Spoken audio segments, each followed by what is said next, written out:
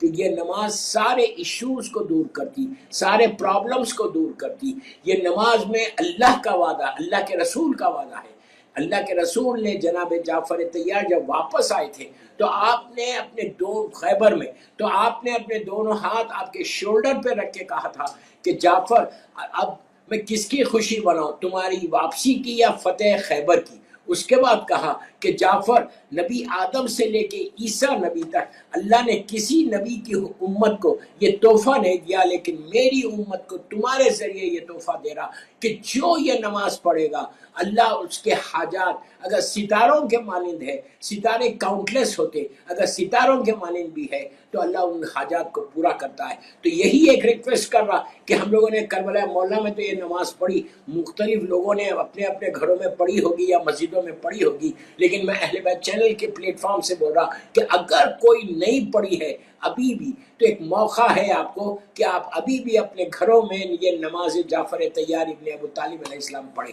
2 رکعت نماز ہے، لیکن یہ بہترین تحفہ شعبان کا جو ہے، اب بالکل ٹائم نہیں رہا، ہو سکتا ہے 1 جمعرات شعبان کے ہم کو اور ملے، لیکن اس کے بعد پھر 1 سال کے بعد شعبان آئے گا، اور شعبان کا پورا مہینہ جو خوشیوں کا مہینہ ہے، جو برکتوں والا مہینہ ہے، جو رحمتوں والا مہینہ ہے، کوشش کرو کہ یہ نماز ضرور پڑھو، نماز جعفر طیار ابن ابو طالب علیہ السلام بھی، اور یہ 2 رکعت نماز جو آج میں نے بتائی کہ ایک پہلی رکعت میں الحمد کے بعد 100 مرتبہ سورہ قل، اور دوسری رکعت میں بھی الحمد کے بعد 100 مرتبہ سورہ قل پڑھو، بالکل فجر کی نماز کی طرح۔ اس کے بعد جب نماز کمپلیٹ ہو جائے اللہ کا شکر ادا کر کے مظلوم بیوی کی تسبیح پڑھنے کے بعد پھر آپ جو ہے دعا کریے۔ شعبان کی ساری برکتیں، یہ مہینہ اللہ کے رسول سے منسوب ہے تو یہ اتنی برکتوں والا یعنی رحمت للعالمین کا مہینہ ہے، تو اب اندازہ لگائیے جس مہینے کو منسوب کر دیا رحمت للعالمین سے، تو آج رحمت کو لینا ہے۔ یا امریکہ میں کوئی مجھے سن رہا، کینیڈا میں مجھے کوئی سن رہا،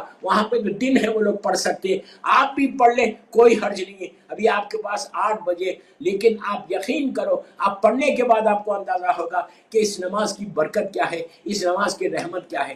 2 چیزیں میں نے دی، بس بی بی حکیمہ خاتون کہتی ہیں پہلی غیبت جب پتہ چلا کہ نبی موسیٰ کی ماں کی طرح ان کی پریگننسی کو چھپایا گیا تھا، بی بی حکیمہ خاتون کہتی ہے کہ میرا بیٹا امام حسن عسکری علیہ السلام دوسرے حجرے میں عبادت کر رہے تھے، میں اور نرجس دوسرے حجرے میں عبادت کر رہے تھے، رات کا حصہ ٹلا، بالکل رات جب ڈھلنے لگی تو میرے دل میں خیال آیا، صرف دل میں خیال آیا۔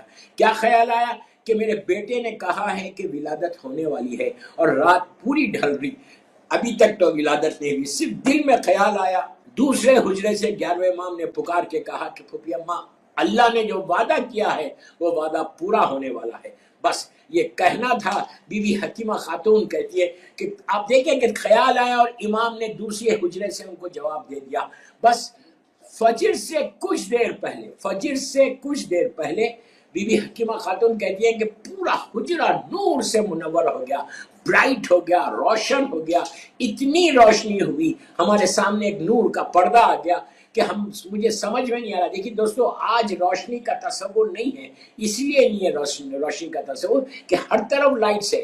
اس زمانے میں کینڈلز کا زمانہ تھا، چراغ کا زمانہ تھا، اندھیرا زمانہ تھا، روشنی نہیں ہوتی تھی، لیکن ہر معصوم کی ولادت کے وقت روشنی ہوئی ہے، ایک سپارک نہیں ہوا بلکہ روشنی ٹھہری رہی۔ اسی طرح جب زمانے کا امام دنیا میں آیا تو پورا حجرہ روشن ہو گیا۔ بی بی حکیمہ خاتون کہتی ہیں کہ آہستہ آہستہ وہ روشنی ختم ہوئی۔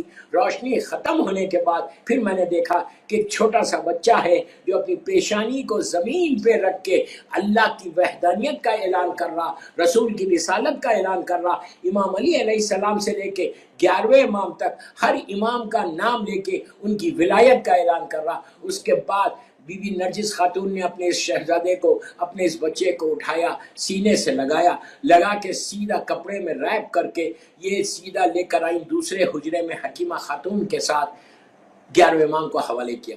11ویں امام نے اپنے اس فرزند کو لیا، سینے پہ لیا، لے کے اپنی زبان 12ویں امام کی منہ میں دے دی۔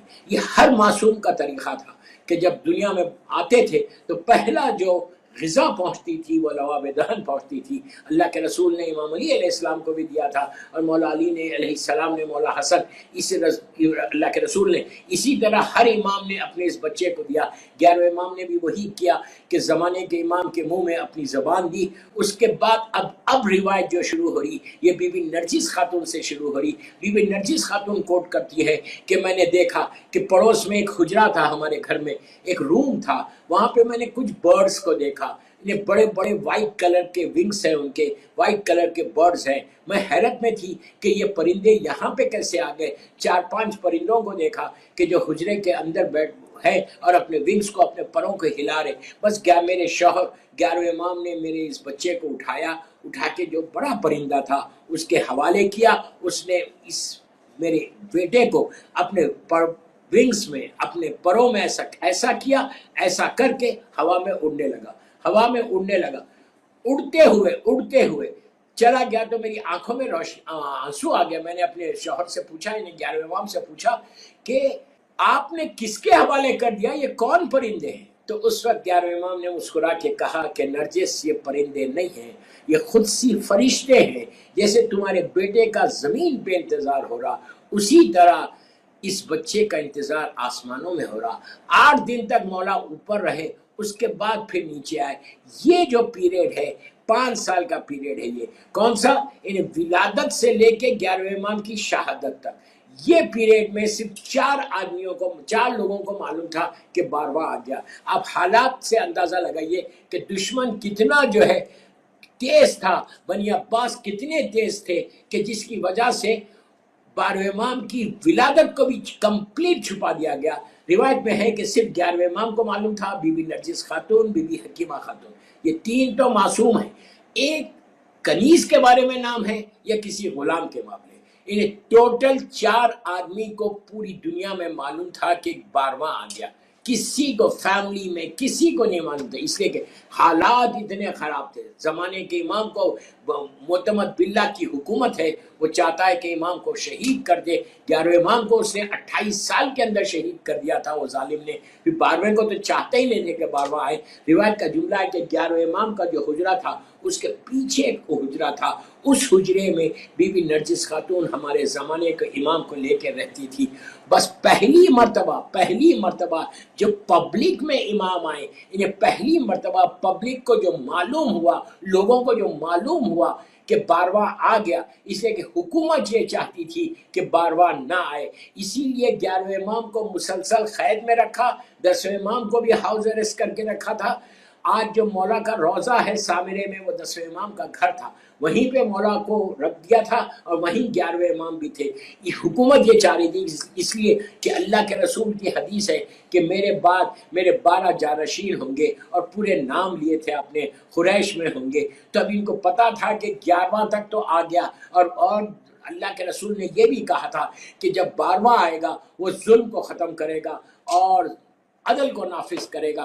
तो ये जानते थे कि ये लोग कितने बड़े जालिम हैं, इसीलिए इनको ये चाहते ही नहीं थे कि 12वां आए।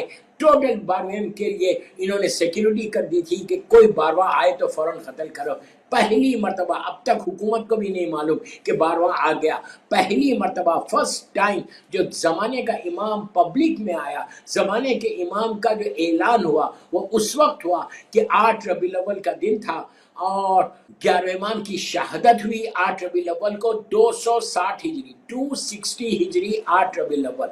जब मेरे 11वें इमाम की शहादत हुई तो और आपको गुस्लो कफन 12वें इमाम ने दिया अंदर, घर के अंदर। और जब आपका जनाजा बाहर आया सामरे में, जब जनाजा आपका बाहर आया तो उस वक्त काफी बड़ा मजमा वहां खड़ा हुआ था, और जनाजा आया, आके आपका ताबूत रखा गया। आप इससे अंदाजा लगाइए कि कितना सीक्रेट था कि 11वें इमाम के सगे भाई जाफर जिनका नाम था, उनको भी नहीं पता था कि मेरा भतीजा आ गया। वो नमाज को लीड करने के लिए, अपने भाई की नमाज से जनाजा को लीड करने के लिए ताबूत के करीब चले गए। बिल्कुल मौला के सहन में हो रहा है, सामने चले गए। पूरी पब्लिक ये समझ रही कि अब ये नमाज को लीड करेंगे, इसलिए कि इनका वारिस तो कोई नहीं है, इनका सगे भाई है, वही करेंगे। जाफर आगे बढ़ गए। बस अब ये नियत करना था, जनाजे की नमाज की नियत करना था। जब वो आगे बढ़ गए, सफ़े बनने लगे, تو اتنے میں جو امام کا گھر کا دروازہ تھا، دروازہ کھلا اور ایک 5 سال کا بچہ، اتنا نورانی، اتنا روب اور دبدبا، اتنا جلال، امامت کا پورا جلال، 5 سال کا، امیجن کریں 5 ایئرس اولڈ، اس وقت میرے امام کی ایج 5 ایئرس کی، 5 سال کا بچہ صفوں کو چیرتا ہوا آیا، اور آپ میری طرف دیکھو، لک ایٹ می، امام اپنے سگے چچا کے دامن کو ایسا پکڑ کے کہا چچا یہ حق میرا ہے. یعنی 5 سال کا بچہ آ کے ایک بزرگ چچا سے کہہ رہا کہ یہ حق میرا ہے، وہ ہٹ گئے فوراً. آپ کا جلال امام کا اتنا ہٹ گئے، اور امام نے نماز پڑھی. امام نے، اس لیے کہ ہمارے پاس ہے کہ معصوم کی نماز سے معصوم پڑھا سکتا. معصوم نے نماز پڑھائی، 11ویں امام زمانے کے امام نے بابا کی نماز پڑھائی، نماز پڑھا کے سب پلٹے. خمس سے کچھ لوگ آئے ہوئے تھے سوالات کو لے کے، کچھ خمس کی پیسے کو لے کے. امام نے 5 سال کے امام نے ان کے سوالات کے جوابات دیے. جوابات دینے کے بعد وہ اپنے حجرے میں چلے گئے. بس اب پورے سامنے میں اعلان ہو گیا کہ بارواں آ گیا، شیعوں کا بارواں آ گیا. امام پھر یہ غیبت شروع ہو گئی. اب پھر پبلک کوشش کر رہی، حکومت کوشش کر رہی، لیکن امام کے سامنے ایک پردہ ہے، حکومت کے سامنے ایک پردہ ہے کہ جو امام نظر نہیں آ رہا. ہر وجہ سے انہوں نے کوشش. یہ پیریڈ گزرا، اس کو بولتے ہیں اسمالر اوکلٹیشن، غیبت صغرا. یہ پیریڈ شروع ہوا 15 شعبان سے، 260 ہجری 15 شعبان سے یہ پیریڈ شروع ہوا، اور یہ ختم ہوتا ہے 15 شعبان ہی کو. پھر پورا 15 شعبان کو 329 ہجری، یعنی آلموسٹ اس وقت تک میرا مولا 69 ایئرس کا ہو گیا تھا. 69 کا 74 ایئرس کا ہو گیا تھا. اسمالر اوکلٹیشن کا جو زمانہ ہے وہ 69 ایئرس کا پیریڈ ہے. اس میں امام نے کیا کیا؟ اپنے نائبین کو بنایا، اپنے ظاہری طور پہ سکسیسرز کو بنایا. پہلے جو نائب تھے وہ محمد ابن علی، محمد ابن عثمان، پھر ان کے بیٹے عثمان ابن سعید، تیسرے حسین ابن رو. حسین ابن رو یہ وہی ہے جو آپ نے ابھی 14 شعبان کو وہ عریضہ، اگر آپ وہ دعا پڑھیں گے تو اس میں ایڈریس آپ کر رہے ہیں حسین ابن رو کو، کہ حسین ابن رو یہ امام کے تیسرے نائب ہیں. 4 نائبین تھے جن کی مزار آج بھی بغداد میں موجود ہے، جن کو نوابین اربا بولتے. تو تیسرے نائب حسین ابن رو تھے، اور چوتھے نائب علی ابن سمری تھے. یہ 4 نائب یہ 69 ایئرس کے پیریڈ میں امام نے بنایا. اور بنا کے کیوں بنایا؟ یہ اسی لیے بنایا، اچھا جس کو بنایا امام نے نومینیٹ کیا حکم الہی سے کہ یہ تم میرے نائب ہو. اب جتنے شیعہ تھے اس زمانے کے، وہ لوگ خمس کو دینا رہتا تو لے کے جا کے نائب کے حوالے کرتے. کوئی عریضہ، کوئی حاجت امام تک پہنچانا ہے تو ان کے حوالے کرتے. وہ امام ان سے ملاقات کرتے، ڈائریکٹ وہ جا کے نہیں ملتے، امام ان سے آ کے ملتے، اور مل کے ان کے جو عریضے، جو مومنین کے عریضے یا خمس آتے، پھر امام ان کو بتاتے کہ یہ خمس ان کو دے دو، یہ اتنا ان کو دے دو. پورا امام وہ بتاتے نائب کو، اور عریضے لیتے، اور جو اس کے سوالات کے جوابات ہوتے وہ جوابات دیتے. اس کے بعد امام پھر پردے میں چلے جاتے. یہ غیبت صغرا کا پیریڈ ہے. تو دوسرے ایک کے بعد جب دوسرا نائب کا وقت آیا، پہلا نائب کا جب انتقال ہو رہا تھا، تو امام نے نومینیٹ کیا کہ اب تمہارے بعد یہ میرا نائب ہوگا. ان کا بیٹا محمد ابن عثمان، عثمان ابن سعید.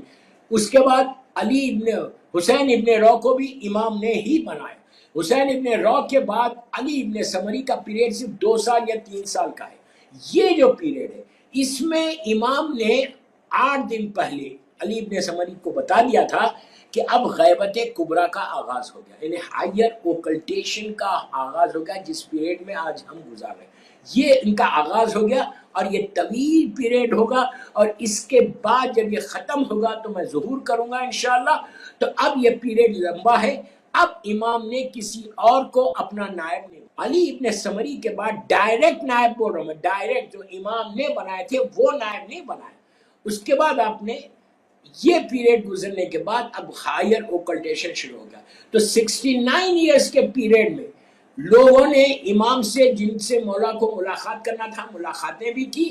اور غیبت کبریٰ میں اب جو ہم پیریڈ جس سے گزر رہے، اس میں بھی امام کی کئی ملاقاتیں ہیں، کئی علماء سے ملاقاتیں ہیں، نارمل لوگوں سے ملاقاتیں، اور آج تک اس لیے کہ یہ کہا گیا کہ اگر تم امام سے ملنا چاہتے تو مختلف جگہیں بتائی گئی کہ وہاں جا کے تم امام سے مل سکتے. جیسے شب جمعہ، ابھی ہم جب گروپ میں گئے تھے تو میں نے گروپ میں جمعرات سے پہلے یہ بولا تھا کہ اب ہم لوگ کل تھرسڈے کربلا مولا جا رہے ہیں انشاءاللہ. اللہ ہم کو بار بار جانا نصیب کرے مولا حسین کے پاس، اور وہاں جا کے اپنے امام کو ضرور ڈھونڈنا.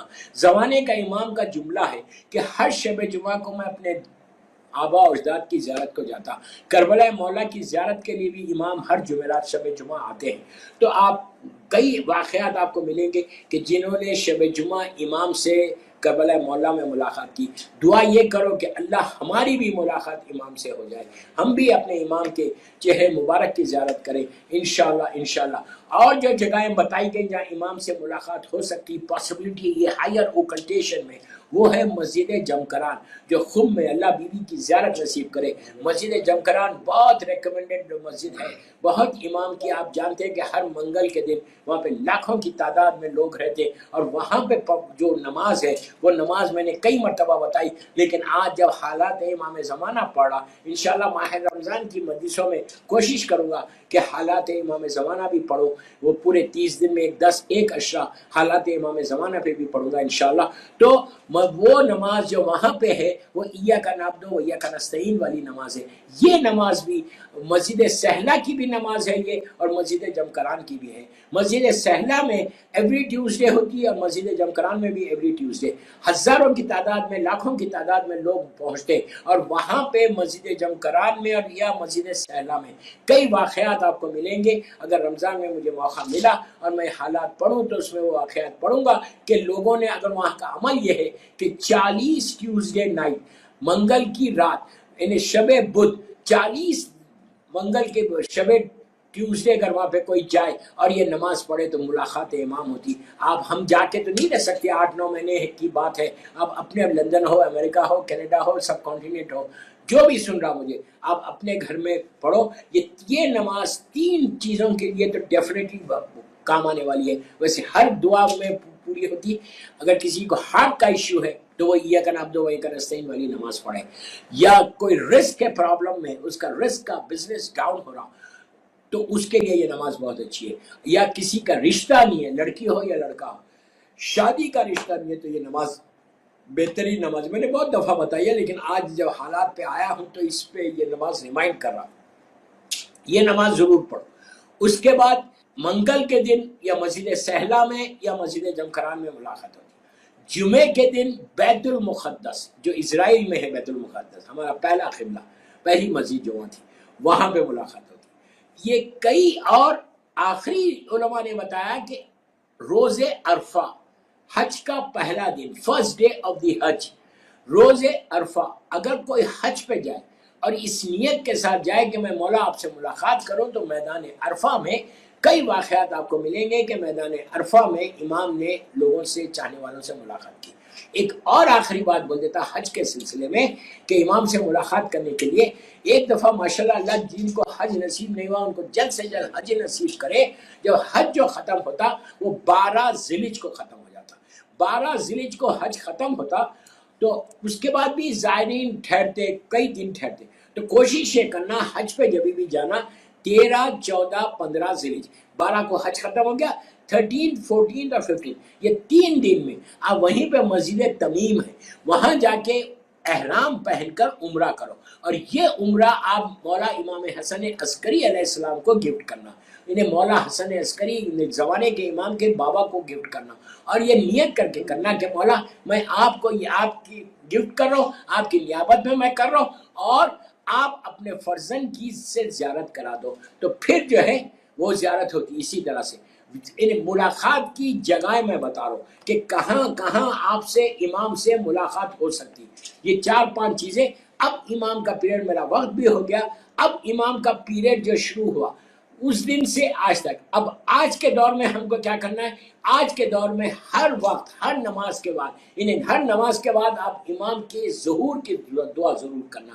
ہر نماز کے بعد اپنی دعاؤں میں یہ مت کرو کہ یہ مانگ لیا یہ مانگ لیا. آپ جتنی دعائیں مانگ سکتے مانگو، لیکن زمانے کے امام کے بارے میں 2 چیزیں بول رہا آپ کو بار بار کہ سلامتی امام کی دعا ضرور کرنا، اور ظہور امام کی دعا، یہ ہماری ریسپانسبلٹی ہے۔ ہم 1000 دعائیں مانگتے لیکن ظہور کی دعا نہیں مانگتے، آخر میں اپنی دعا کا اینڈ ظہور پہ نہیں کرتے، یا ہمارا دعاؤں کا اینڈ مولا کی سلامتی کے لیے نہیں کرتے۔ بہتر یہ ہے کہ پہلے امام کی سلامتی کی دعا مانگو، جس کی وجہ سے تمہاری سلامتی رہے گی، تمہاری ہر چیز کی سلامتی رہے گی، تمہاری صحت کی سلامتی ہے، تمہارے رزق کی سلامتی ہے، تمہاری ہر چیز کی سلامتی ہے۔ پہلے سلامتی کی امام کی دعا کرنا کہ اللہ تو اپنی آخری حجت کو، اپنی رحمت کو، اپنی نعمت کو، اپنی برکت کو سلامت رکھنا۔ اس کے بعد آخری میں اپنی 1000 دعائیں بیچ میں مانگو، آخر میں یہ دعا کرنا کہ پروردگار تم اپنی آخری حجت کے ظہور میں تاجیل فرما۔ یہ دعا ہر شیعہ کی ذمہ داری ہے غیبت امام میں۔ بس میرے آخری جملے میں آخری حصے پہ آ گیا، ہر شیعہ کی ذمہ داری ہے کہ اپنے امام کی سلامتی کی دعا اور امام کے ظہور کی دعا جتنی ہو سکے کوشش کرو کہ ظہور امام کی دعا کرو۔ بس آخری بات بول کے جشن کو ختم کرتا کہ زیارت آل یاسین کم از کم شعبان میں 1 مرتبہ، جسٹ ونس، اس سے زیادہ نہیں بولتا، روز پڑھو گے تو بہت اچھا ہے، لیکن ایٹ لیسٹ 1 دفعہ شعبان میں یہ زیارت آل یاسین پڑھو۔ یہ مولا کی موسٹ ریکمنڈڈ زیارت ہے، اس سے زیادہ ریکمنڈڈ زیارت یہ ہائر اوکیشن میں نہیں ہے۔ زیارت آل یاسین آپ پڑھ کے دیکھنا کہ کیسا کرشمہ ہوتا ہے اس کے ساتھ۔